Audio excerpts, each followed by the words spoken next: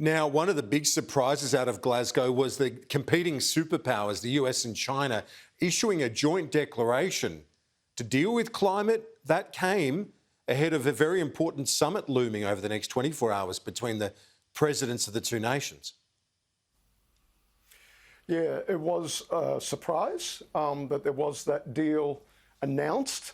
Of course, China did not, right? She did not attend Glasgow, but on the sidelines, as it were, or the virtual sidelines of Glasgow, nonetheless, it looks like a US-China agreement has been set up. And look, let's go back to what Tony Blinken, the Secretary of State, said of the US, said very early on in his term, in the term of the Biden administration. That is, look, yes, we're going to compete with China where we have to, but cooperate where we can. And I think we've all been looking to see what that might mean, and perhaps we've got a sense of that now, that climate is perhaps one area where the two countries actually can come together, perhaps good PR for both of them. Devil will be in the details, of course, Kieran. Like so many of these announcements and pledges around climate change, we'll see what actually comes to pass. Of course, China not with a 2050, but wanting a 2060 target.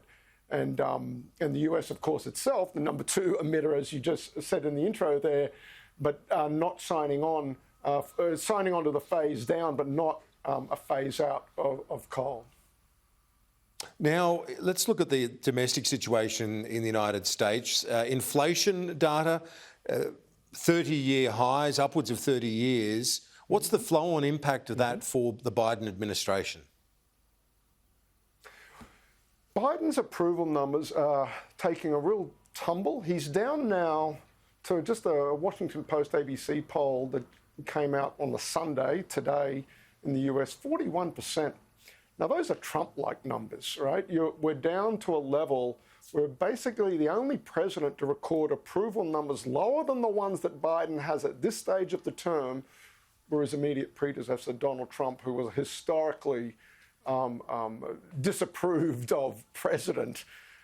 So this is real headwinds for Biden and the administration right now. And the immediate flow-on effect, Kieran, is that it's going to take the impetus out of the second big social spending package that the Democrats are looking to get through the Congress, the so-called Triple B, Build Back Better. They got the infrastructure deal done at a total spend of about 1.2 trillion US, about 550 billion of that new spending. Remember, earlier in the year, there was the COVID recovery legislation, emergency spending.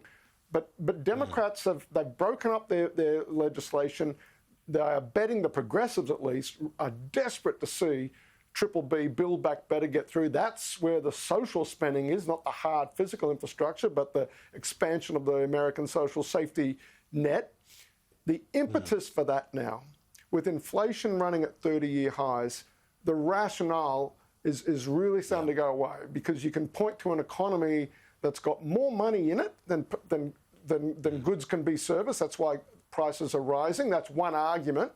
But the rationale for bringing Democratic moderates, keeping them on board with this, let alone any Republicans, is sort of really undercut. And the political handiwork that Pelosi was able to engineer in getting the infrastructure bill through the House, it's a big ask now for Build Back Better to get through. And it's going to be such an interesting test of Biden's command over his caucus with falling approval numbers. US members of Congress looking at those midterms, drawing ever closer, with inflation at 30-year highs. That's not what you want your legacy to be. You can point to COVID, but nonetheless, there's been a lot of money pumped into the US economy. A lot of skeptics are going to point to that as the reason why inflation's on a tear in the US. Versus other arguments about, frankly, about the trucking industry being over-concentrated, shipping, things like packaging, those sorts of things, versus just the amount of money the Biden administration has pumped into the economy. Really interesting next couple of weeks in US domestic politics coming up. It sure is. No slowdown heading into Christmas, that's for sure. Simon Jackman, CEO at the US Study Centre, thank you. Appreciate it.